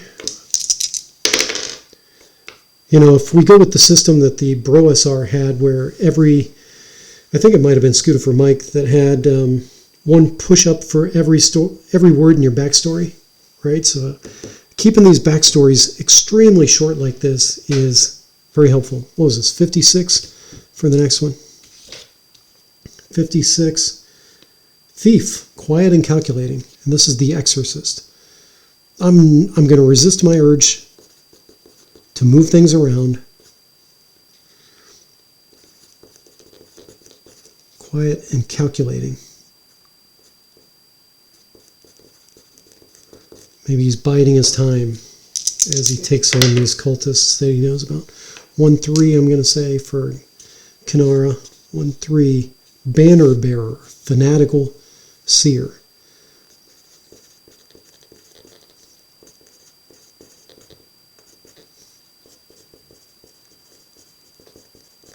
Okay, you would, again, I could have flipped them around. Oh yeah, did I have my thief? I don't have a thief yet, do I? I forgot to do the thief.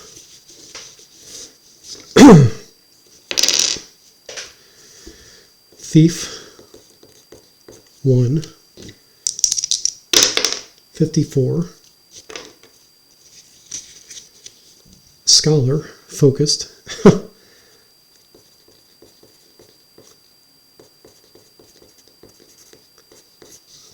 Okay.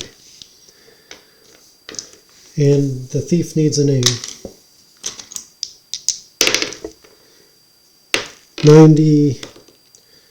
96. We're gonna use the second Iron Lander table. 96 is Eleri. E-L-E-R-I. E-L-E-R-I. Okay. Backgrounds. So these backgrounds, you have to figure out which category there's. There is a potential to dice roll this, right? 1 to 3, 4 to 5, and 6, if you're just trying to roll up somebody with a generic background. But in this case, I'm looking for a specific. Oh yeah, and this gives you the 2 items that you start out with.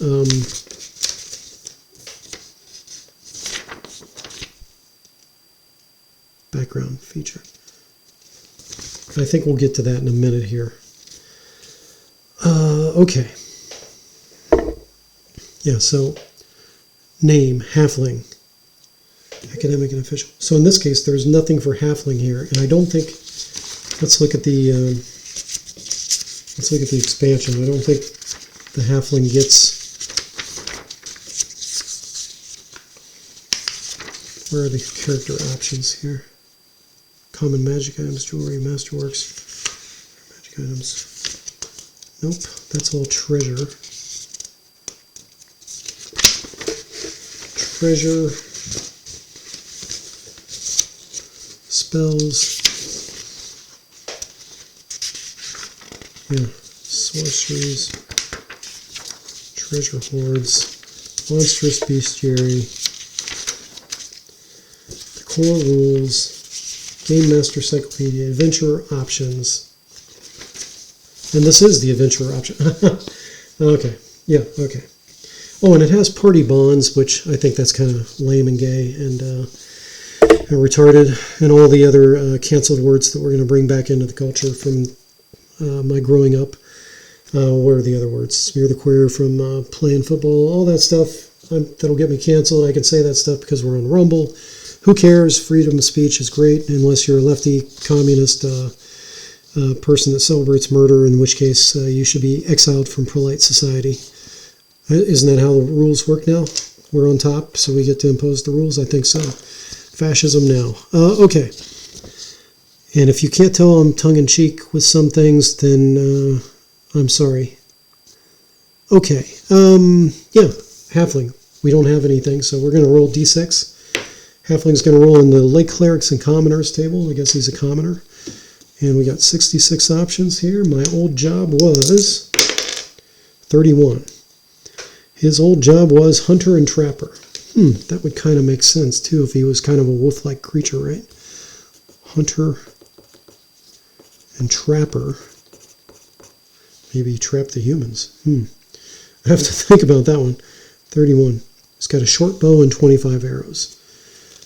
Let's just put that in here. Short bow, 25 arrows. Eleri, thief. So thief is going to be on criminals and militants. We're going to roll 31. Oh, that's weird. Grave robber. Well, that's one way to start your thieving career. Grave robber. If you dig my grave, make it shallow so I can feel the rain, if you want to quote Willie Nelson here. He's got a shovel, no surprise. And 25 gold that he found. I found it, quote unquote. I found it, grave digging. Okay, so that's a Larry and Kidda. Let's get some backgrounds for these guys. So the warrior, it's going to be a militant. So 21. Coastal Marine. Oh, Coastal Marine. Coastal Marine. Come under the star sign of Duelist. It's got a boarding axe and an Aketon. Boarding axe, Aketon. And I think there might have been a page for equipment, but I just can't remember. Okay. Exorcist. Exorcist is under the lay clerics and commoners background. Because remember, they're starting at 0 level. 55. Stone Quarrier. Huh. Was it stonemason, maybe? No, it says Quarrier. So Stone Quarrier.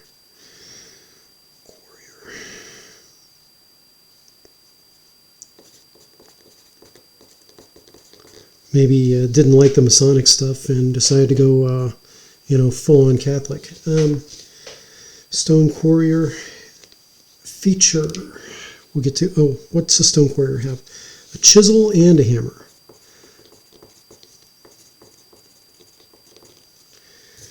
And then my seer is going to fall under academics.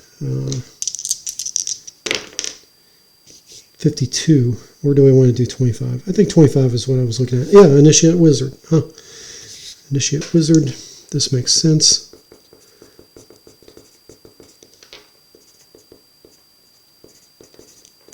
This is going to be a spell book that's empty.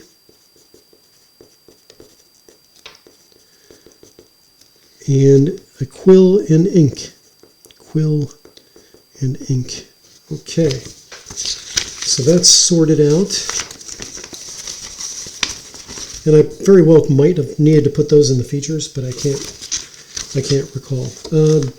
No, never mind. Distinguishing features. Look at this, distinguishing features. We got to roll a whole nother set here of stuff. So Rosina, 53. Perfect teeth.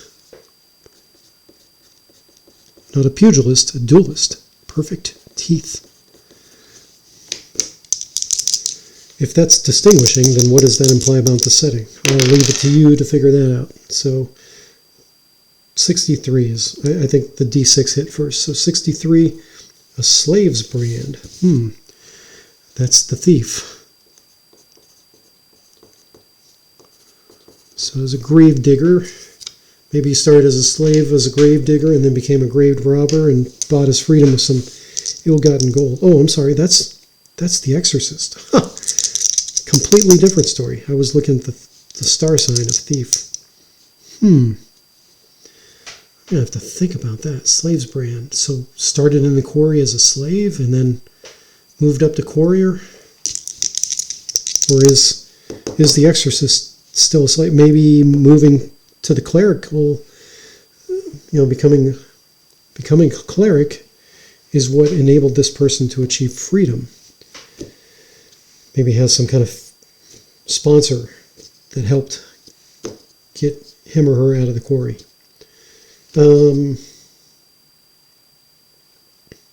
Okay. Feature. Keep on task here, Rod. Keep on task. Feature. Kenara, 64. 64. Strong nose.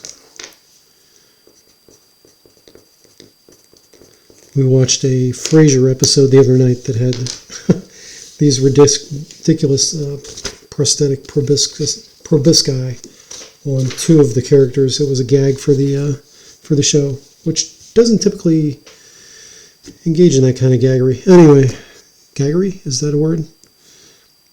Don't answer that. If you do answer it in the chat if there's anybody still left. Let me look at the chat real quick. Purple Druid, conduct equals escort. Yeah, escort. Conduct equals escort. Thanks, Purple Druid. Now I get what you're telling me. Conduct, halfling, means escort. Escort, the halfling.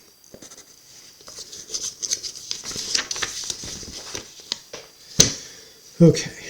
Distinguishing features. I think we've lost, well, we're down to 3, which is me and 2 other people. Distinguishing features for Kidda, the halfling. 33. Heterochromatic eyes. Wow. That heterochromatic. So hetero meaning different, chromatic meaning colors. So different colored eyes.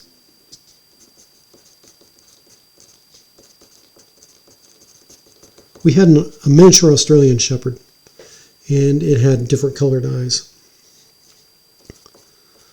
So I I'm getting a picture of what Kidda looks like now based on a miniature Australian Shepherd with one kind of grayish eye and the other one mostly blue. Blue-black. All right. 51 for Larry. I need to take a drink of water here. Just a moment.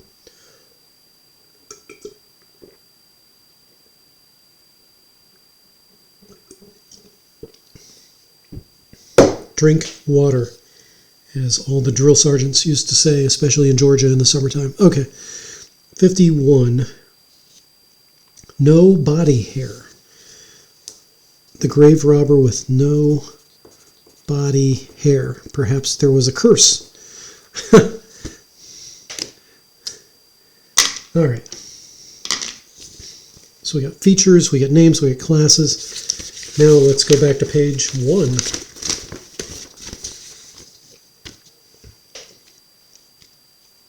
Okay. At first level, +1 to hit with attacks and +1 HP. So how many hit points do we have to begin with? I think we start with 1 for everybody. Let's keep reading. I'm not going to apply any of these bonuses until I know what it applies to. Yeah, so warriors get some bonuses to some of the saves. Oh, that's right. Saving throws. There was a way to like distribute these saving throws as kind of like build points. Let me see if I can find that real quick, because I think I need to be on page 2. See, I think this is a trifold. I'm just too dense to figure that out. Close combat spells and monsters. Exploring dungeons. Progression rewards. Faction play. Options and advice.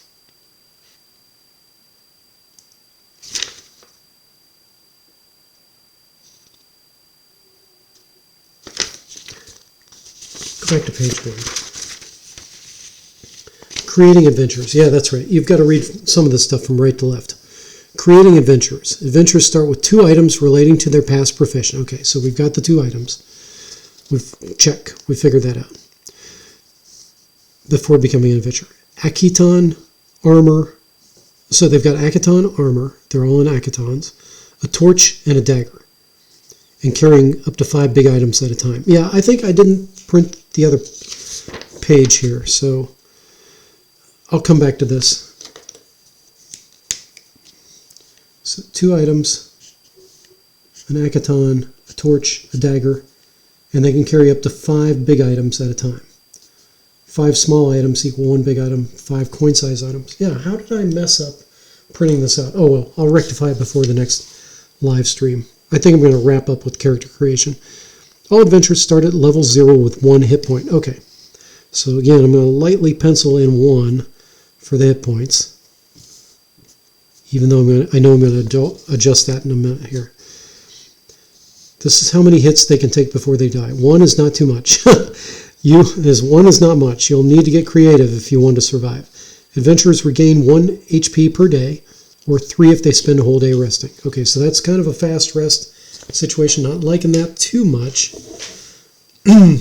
Okay, saves start, although I do like 1 hit per hit dice, right? So this is very much how chainmail is. It's you get hit, you die kind of situation if you're a normal man. Saves start at 1. Roll 66 below, add +1 to each save rolled. So death and poison, magic and psionics, paralysis and stun, secrets and lore, blasts, fear, and charm. Adventurers have an X in 6 chance of passing each save. Okay, so this is going to be a lot of dice rolling. But what we're doing is we're setting the initial saves for all 6 of these different saves for each character. We're taking a 1d6 +1 for each of these. And I think this is on a 2d6 scale, so let's roll the first guy. And when I say guy, I just mean this character. I haven't determined whether they're male or female at this point.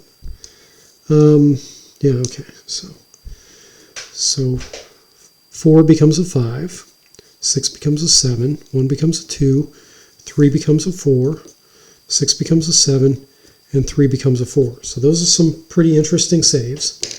And again, your class is going to modify them. So we're going to do the next guy. Or, yeah, this character.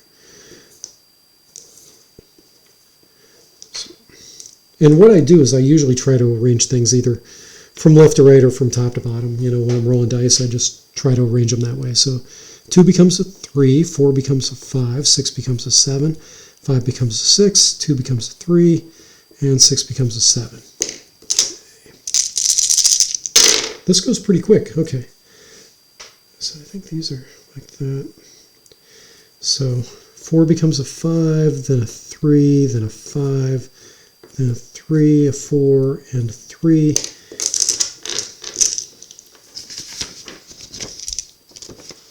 Oh, I didn't need to roll that one. I'm going to transfer this up here. Or is this my spare? I'll just leave that. That's my spare. Okay. So this is 3, 4, 5, 2, 5, 6.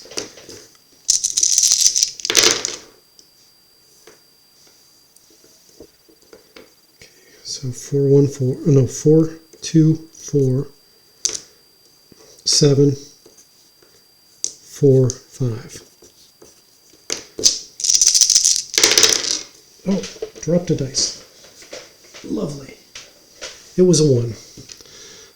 4, 1, 3, 6, 4, 1. Okay, so 5, 2, 4, 7, 5, 2. Okay. Now we come back here. So we've got our saving throws. If the outcome of an action is uncertain, yeah, this is that general rule for like thievery and stuff like that. If an adventurer has an item that could help them perform an action, they gain +1 on the roll. Okay, so this is the basic adventuring stuff. Between adventurers, this is how much things cost to buy. This is how much you can get from selling things. This is how to find henchmen in towns and villages. So in cities, the number is 3d6. So they didn't specify towns unless towns was on that generation table and I just didn't see it as a, maybe a village gets downgraded to a town. It's quite possible. So I'm going to go there and look now because I am curious. I was doing my hex flower thing.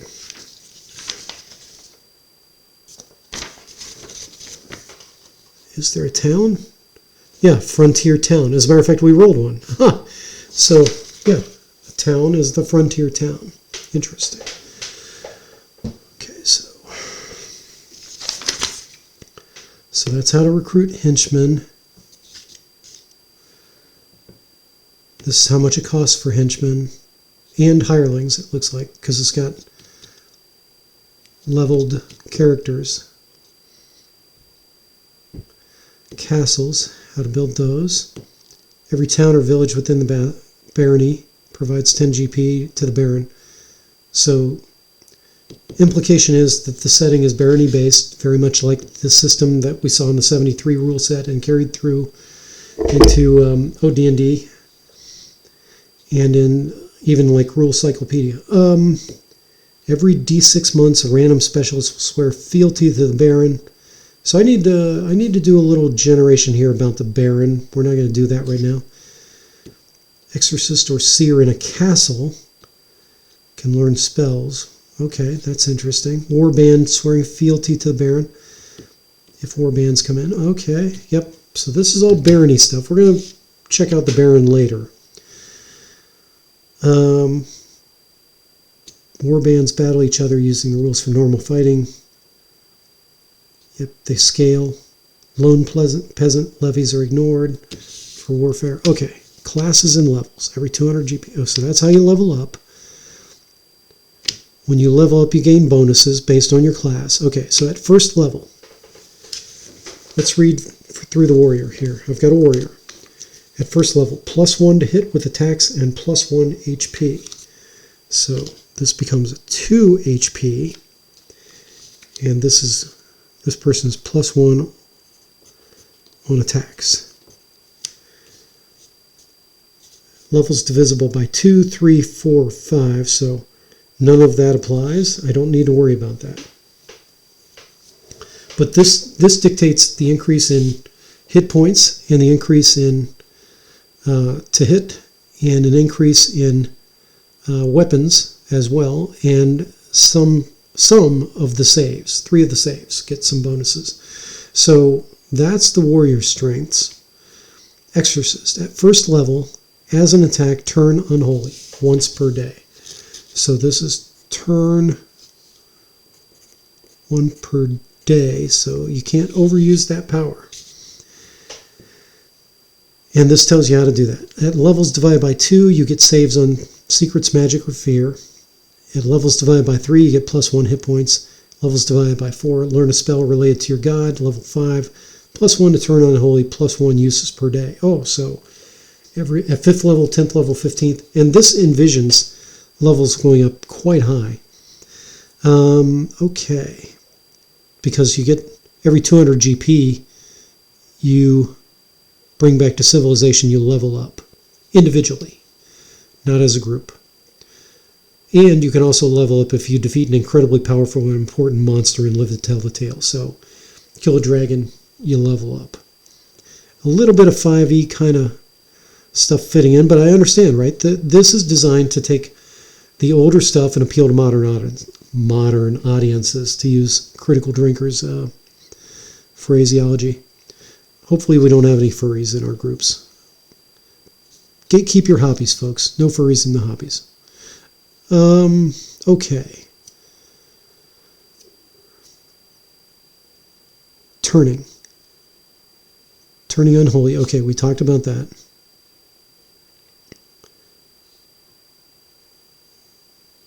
If turning fails, true weight of the evil starts to doubt. A cleric can start to doubt. So this is kind of a horror mechanic that can stack up against your cleric, and he can get out of this by doing some praying and stuff like that. Okay, seer. Learn a random spell at first level. At level 2, you get secrets, magic, and blasts. At levels divided by 3, you get a random spell. So at first level, you get a spell, and at 3rd level, 6th, 9th, yada yada. +1 HP every 4th level, +1 to casting spells. While unarmored, seers know all the old myths and legends and have studied magic in great detail. Magic items or spells they encountered known to them with successful secrets save. If they fail the save, they may not attempt again until they've leveled up. So I'm going to just make a note to myself that this guy can identify just as like a class feature. And let's pick his spell now. This is exciting. First spell of the game. Sanctioned sorceries. So which school of magic is it going to be? First, any spell can be made into a glyph by at least a 10th level seer. Okay, well, we don't need to worry about that. Here's how glyphs work. Rituals. So spells cast out outside of combat can benefit the ritual. Can benefit from ritual modifiers. So if you hire assistants and things like that, that's pretty cool, right? I've seen that in going back as much as like not Castles and Crusades. Chivalry and Sorcery. I think that was part of the Chivalry and Sorcery rule set from the 70s. Roll d6 for school, then 2d6 for spell. Okay. Easy enough. d6 and 2d6. Oop. So I got a 3 and a 3 and a 1. So let's look. So school number 3 is Abjuration. And again, this is stuff that we saw in 2nd edition AD&D, right? You've got your schools of magic. And then we're looking at 31. Greater, or 3-1. Wait a minute. Why did I roll 2d6? Oh, this is a 2d6. See the black boxes here? This the 2d6. So I'm looking for a 4. And that is Wizard Armor. Cool. I'm just going to circle that right there. I'm just going to make a note that this guy gets wizard armor, which is basically shield. I'm going to put it in here. Spell. He's wearing the Aketon. And again, we'll get into spellcasting once we start a playthrough on the next live session. Anybody still viewing? Yeah, I still see some viewing. Nobody saying stuff in the chat. Awful quiet in there. And we're getting close to 2 hours, so I think we're... Did we need to select a spell for the cleric? It didn't say anything about selecting a spell.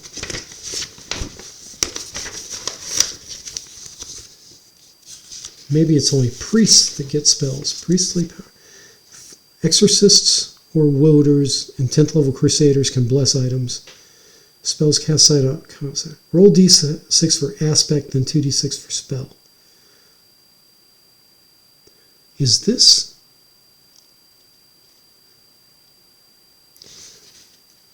Let's go back to the classes and levels. So, learn a random spell. So, the seer learns spells. The exorcist, levels divisible by 4. Learn a spell related to your god. So he doesn't get his spell until 4th level. So he better get some GP pretty dang quick to get his spells. Okay, that explains that. Seers can identify. Thief, at 1st level, +1 to thievery actions, +1 to all saves. Oh, that's powerful. Thief, where's my thief?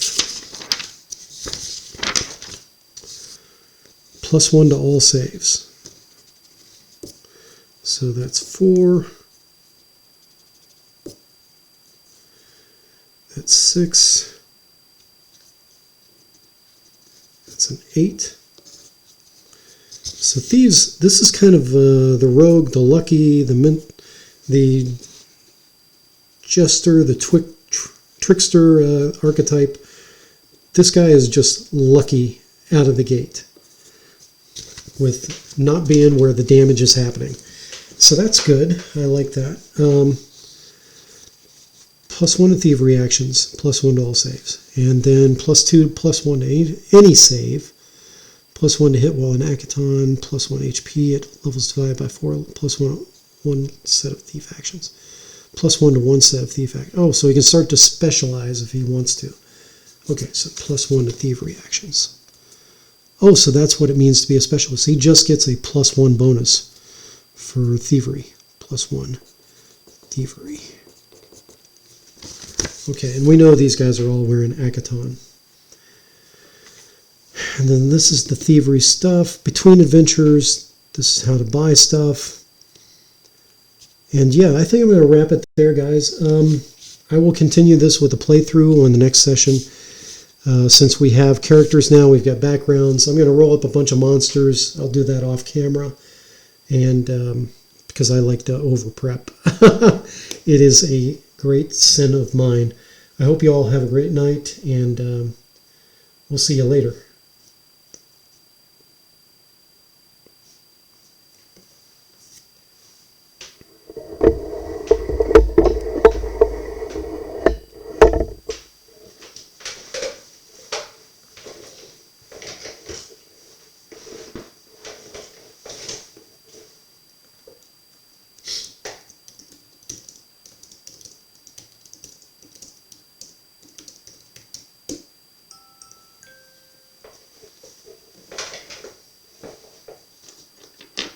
Okay.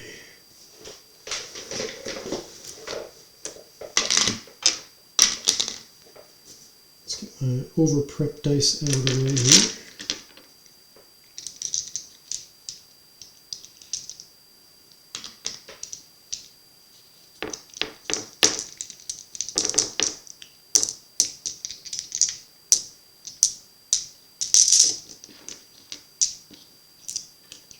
It is interesting that there was no, there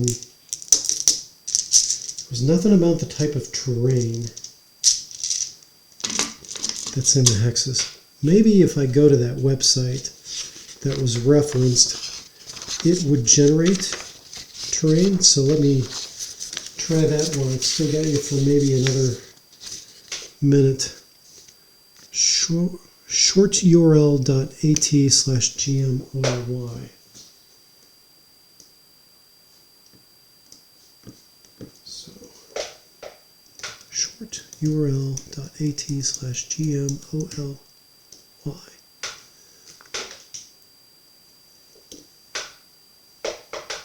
Maybe it's OJY.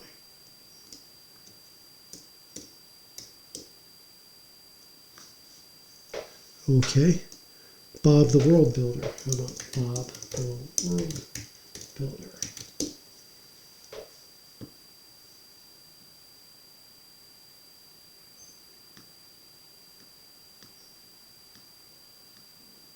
Bob the World Builder hex flower.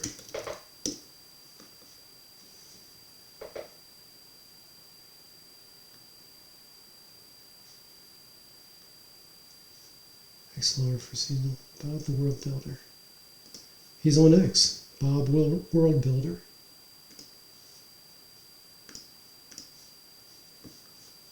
I made a flower hex flower.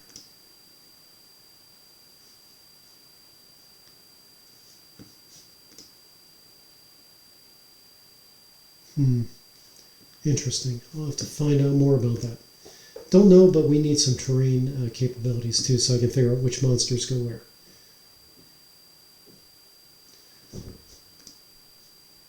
And has the stream caught up? Yep, the stream is caught up to me moving the character pages around. Yeah. I'm ending the stream now, guys. Thanks very much for viewing.